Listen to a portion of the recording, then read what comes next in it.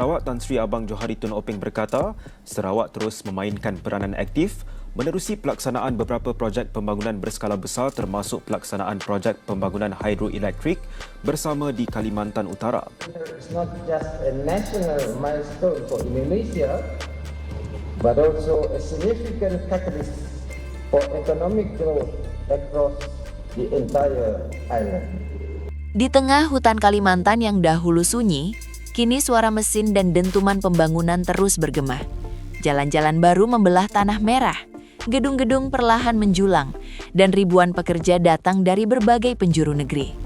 Disinilah, di jantung Pulau Borneo, Indonesia sedang membangun sesuatu yang lebih besar dari sekedar kota. Indonesia sedang membangun masa depan. Nama tempat itu adalah Ibu Kota Nusantara. Bagi sebagian orang, IKN mungkin hanya dipandang sebagai proyek ambisius, penuh risiko dan syarat kontroversi. Namun, di balik perdebatan yang ramai di dalam negeri, ada satu fakta yang jarang disadari. Pembangunan Nusantara tidak hanya mengguncang peta politik dan ekonomi Indonesia, tetapi juga perlahan mengubah arah perhatian seluruh kawasan di sekitarnya, bahkan hingga ke seberang perbatasan negara. Di Malaysia Timur, tepatnya di Sarawak, para pemimpin daerah justru melihat IKN bukan sebagai ancaman, melainkan sebagai peluang emas. Saat sebagian pihak masih ragu, Sarawak bergerak lebih cepat membaca arah zaman. Mereka menyadari bahwa apa yang sedang dibangun Indonesia hari ini akan menentukan wajah Pulau Borneo puluhan tahun ke depan. Pernyataan ini bukan datang dari tokoh biasa. Ia disampaikan langsung oleh Premier Sarawak, Tan Sri Abang Johari Tun Openg. Dalam berbagai forum resmi, ia secara terbuka mengakui bahwa masa depan Borneo sangat bergantung pada kemajuan Nusantara. Dengan nada tegas dan penuh keyakinan, ia menyebut bahwa IKN akan menjadi mesin pertumbuhan baru bagi seluruh wilayah, termasuk Sarawak dan kawasan sekitarnya. Ucapan tersebut langsung menyedot perhatian publik, bukan hanya di Indonesia, tetapi juga di Malaysia. Untuk pertama kalinya, seorang pemimpin wilayah dalam Federasi Malaysia secara terbuka mengakui bahwa pusat perubahan di Borneo kini berada di tangan Indonesia. Sebuah pernyataan yang tidak biasa, bahkan bisa dibilang berani. Abang Johari menegaskan bahwa Nusantara bukan sekedar ibu kota baru bagi Indonesia, melainkan titik balik bagi seluruh pulau. Sebuah pusat gravitasi ekonomi, infrastruktur, dan investasi yang akan menarik aktivitas regional ke sekitarnya. Dalam satu kalimat yang kuat, ia menyebut bahwa siapapun yang ingin maju di Borneo tidak bisa mengabaikan peran Indonesia. Pernyataan ini memicu diskusi panas di kalangan politik Malaysia. Banyak pihak mempertanyakan makna di balik sikap Sarawak tersebut. Sebab di saat yang sama, kondisi sosial dan politik di Sabah dan Sarawak tengah mengalami tekanan. Ketidakpuasan terhadap pemerintah pusat di Kuala Lumpur semakin terbuka. Ketimpangan pembangunan, keterbatasan infrastruktur, dan lambatnya perhatian pusat menjadi sumber kekecewaan yang menumpuk selama bertahun-tahun. Di beberapa kesempatan, gelombang demonstrasi muncul membawa tuntutan otonomi yang lebih luas, bahkan suara pemisahan diri. Yang menarik, sebagian demonstran menggunakan bahasa Indonesia saat menyampaikan aspirasi mereka. Bagi banyak pengamat, ini bukan sekedar pilihan bahasa, melainkan simbol perlawanan terhadap dominasi pusat dan ekspresi kedekatan budaya dengan Indonesia. Dalam konteks inilah, langkah Sarawak mendekat ke Indonesia menjadi semakin jelas. Kunjungan Abang Johari ke Jakarta dalam berbagai forum ekonomi bukan sekedar seremonial. Di hadapan para pejabat, pengusaha, dan investor, ia secara terbuka menyatakan minat Sarawak untuk menjadi mitra strategis Indonesia dalam pembangunan Nusantara. Pernyataan tersebut disambut hangat, bukan hanya oleh delegasi Indonesia, tetapi juga oleh para pakar ekonomi dan pengamat geopolitik internasional. Mereka melihat bahwa sedang terjadi pergeseran besar di kawasan. Ketika Indonesia memilih fokus membangun wilayah timurnya, Sarawak memilih menempel pada arus perubahan itu. Bagi Sarawak, menunggu keputusan dari Kuala Lumpur hanya akan memperpanjang ketertinggalan. Proses birokrasi yang lambat dan tarik-menarik politik membuat banyak peluang terlewat. Karena itu, mereka memilih mengambil inisiatif sendiri, membangun kerjasama lintas batas dengan Indonesia, bahkan tanpa selalu menunggu restu pemerintah pusat. Kerjasama yang dibangun pun bukan berskala kecil. Sarawak terlibat aktif dalam proyek-proyek strategis di sektor energi, infrastruktur, dan konektivitas regional. Mereka mendorong pengembangan pembangkit listrik tenaga air, jaringan listrik lintas negara, serta sistem distribusi energi yang terintegrasi di seluruh Borneo. Wacana pembentukan grid energi Borneo yang saling terhubung hingga visi jangka panjang jaringan listrik ASEAN mulai dibahas secara serius. Ini menunjukkan bahwa kerjasama tersebut dirancang untuk puluhan tahun ke depan, bukan sekadar proyek jangka pendek. Langkah ini secara tidak langsung menempatkan Malaysia dalam posisi yang rumit, sebab kerjasama strategis tersebut dijalankan langsung oleh pemerintah Sarawak tanpa selalu melibatkan Kuala Lumpur.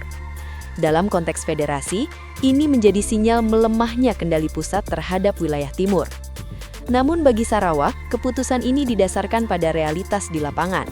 Selama bertahun-tahun, Sabah dan Sarawak menghadapi persoalan serius, mulai dari kemiskinan hingga keterbatasan akses air bersih, listrik stabil, dan internet yang memadai. Data resmi menunjukkan bahwa Sabah masih menjadi wilayah dengan tingkat kemiskinan tertinggi di Malaysia. Ketimpangan ini perlahan menggerus kepercayaan masyarakat terhadap pemerintah pusat. Sementara itu, di seberang perbatasan, Indonesia menunjukkan keseriusan besar membangun kawasan timurnya. Meski IKN belum sepenuhnya rampung, dampaknya mulai terasa. Investasi meningkat, proyek infrastruktur dipercepat, dan perhatian pemerintah pusat terhadap Kalimantan semakin intens. Bandara baru, jalan tol, pelabuhan modern, kawasan industri, hingga pusat pemerintahan modern dibangun secara simultan. Semua ini memberi sinyal kuat bahwa wilayah tersebut sedang dipersiapkan sebagai pusat pertumbuhan nasional baru. Inilah yang ditangkap Sarawak sebagai peluang emas. Mereka melihat Indonesia bukan sekadar berbicara, tetapi bekerja. Bukan sekadar merencanakan, tetapi mengeksekusi. Di tengah dunia yang bergerak cepat, konsistensi menjadi mata uang paling berharga. Ketika sebagian pihak masih sibuk berdebat di parlemen, Indonesia justru mempercepat pembangunan di lapangan.